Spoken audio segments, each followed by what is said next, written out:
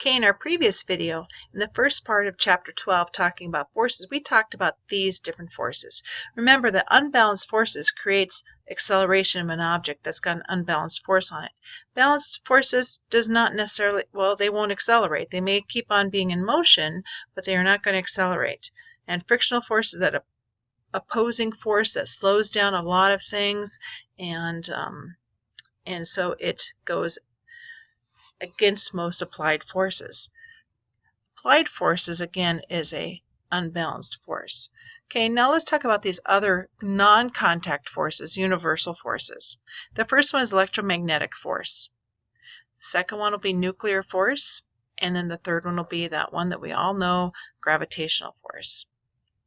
So electromagnetic forces are forces that are to do with charged particles. So you know that electricity has got charged particles and magnets have charged particles, but just maybe perhaps this is something new to you. Electromagnetic waves come from the sun.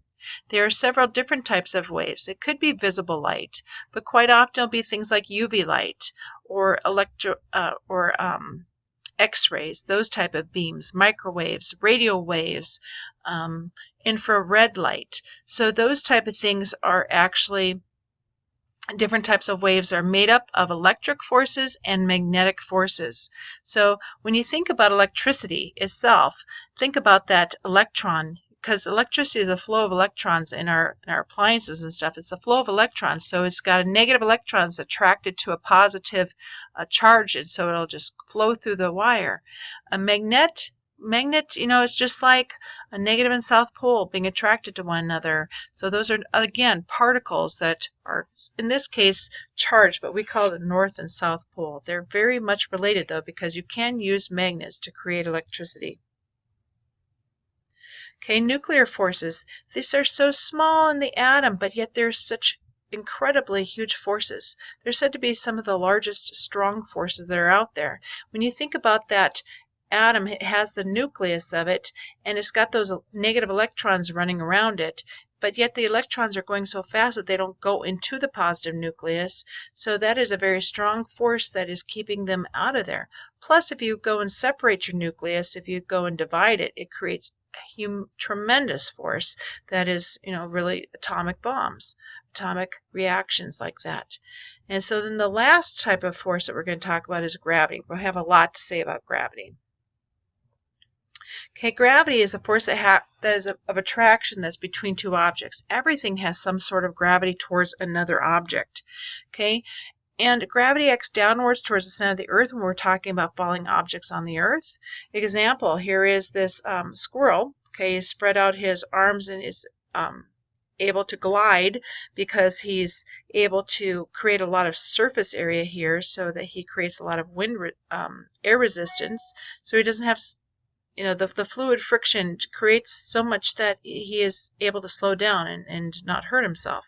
Anyways, if he didn't have all this surface area, if we would not even have any air, if we would put everything in a area of space, in a vacuum, that we would take all the air molecules out of it, we find that everything on Earth actually accelerates towards the Earth basically at 9.8 meters per second squared.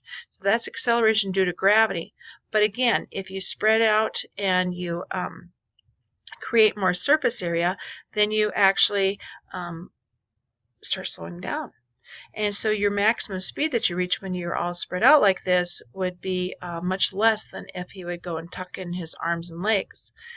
He would go much faster. In fact, thinking about that makes me think about skydivers. How, like, you'll have a group of skydivers, I've never experienced this, but I'll see it in videotape, and you will see that they create a circle among skydivers, that they spread out their arms and their legs and that they hang on to each other, creating a lot of surface area. And then somebody else who's going to join them, one of the last jumpers from the plane, he's able to tuck some arms and legs together so that he can really get a high terminal speed there and can keep going quite quickly to catch up with the rest. And then at a certain point, they're going their maximum velocity. They've reached their terminal velocity, they've reached their maximum speed that they're falling at, and they feel weightless. And so that is terminal velocity. Okay, gravity, if we think about it, this force of attraction between two huge objects, okay, we're talking about like stars or planets or something like that. Anyway, when you're talking about huge objects, they've got this huge force of attraction between them. And remember, in physics, we show the size of the force with the arrow size. Okay, now we go and we get some objects that are the same distance, but they're much more massive, and they're going to have a much greater gravitational force towards each other. Okay, and here you're looking at another one that's, I guess you could say, less massive, and it has a smaller force because it's further apart. So there's two big huge takeaways, and you need to write this off to the side. Gravity is based upon how far apart that they are, so the distance, and by how massive that they are. So mass and distance is very important for the amount of gravity that an object will have. Now, if you look at the Earth and think about the moon has got this gravitational attraction with the Earth also, and it pulls the water over to one side of the Earth, creating a high tide. We don't know too much about that in Minnesota, but on the coasts, of course, they experience that quite a bit.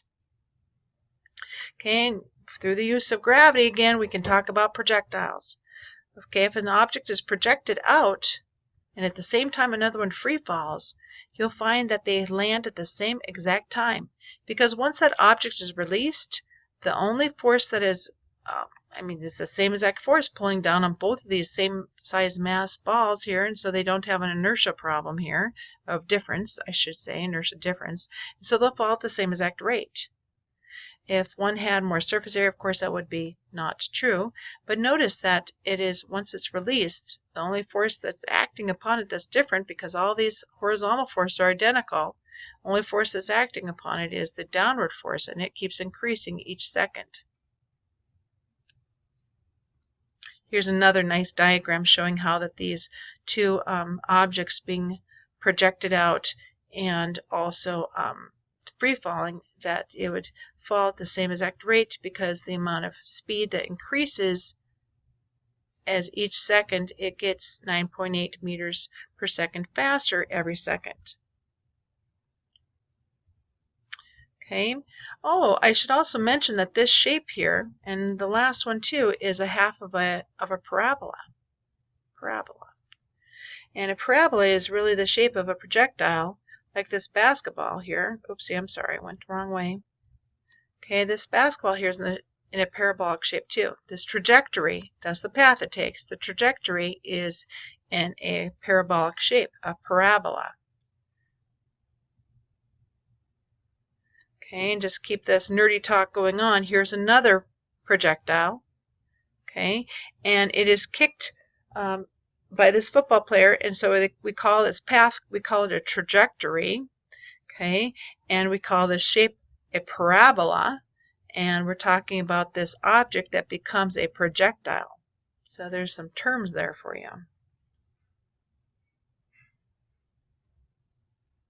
Okay, talking about gravity, there's one other thing that we can talk about, and that's weight. Weight is another force, okay, because it's talking about gravity acting on an object. So when we talk about weight and mass, they're related, but they are still very, very different. In fact, weight is a force, so we use a spring scale, just like what we do with those weights dragging across the desktops in the classroom. But right here's another spring scale. Okay, it's measuring weight. Okay, a spring scale is measuring in newtons. Newtons is the force unit for a metric system, or SI units. And here is our formula. We know that the weight is calculated by taking the mass in kilograms and multiplying it by the acceleration due to gravity, which is 9.8 meters per second squared. And we will get the weight in newtons. We'll get the weight of the object. Okay, mass has a relationship here, because this has got mass in the formula for weight, right? So it's the amount of matter in an object. It is also talking about the amount of inertia that an object will have. And we'll talk about that more when we talk about Newton's 3 laws. But it is measured with a balance, electronic balance in our classroom, and it is measured in kilograms, grams, or like milligrams, or just some sort of the gram examples. Okay, and so here's a little bit of fun exercise talking about gravity. Which one of these situations have a higher gravity? And so then after this, then the video will stop. Okay, here's two different things. Here you've got a boulder that is twice as heavy in this situation, so which one will have the higher gravity? It'd be the second one. In the next situation, okay, here's two boulders, same as X size. Okay, they're going to fall. Which one has a higher amount of gravity or gravitational pull? Well, it's the one that's closer, because we want a shorter distance for a higher amount of gravity. Okay, and last but not least is this example here. You've got the same mass, okay, of both these two telescopes, but this one is further from the Earth in its orbit than this one is. So which one would have a greater gravitational pull? And that would, of course, be this second one here because it's closer. Oh, one last one. Okay, difference of this is a 3 kilogram book versus a 2 kilogram book. Which one would have a greater gravitational pull? The 3 kilogram book. Okay, and here's just one more reminder. Contact forces, there's contact. There's contact. I hit him on top of the head, but it was a non-contact force prior to that when gravity was pulling the apple down. Okay, which type would that be? Non-contact. Okay, and that's non-contact because it is electrical. But hey, if you're thinking about it, when you have that plugged into the wall, it's going to be stuck there by friction. And of course, atomic forces are non-contact forces. And a reminder again that magnetic, electrical, gravitational, and nuclear are all universal forces that are non-contact forces. And I'll see you next time.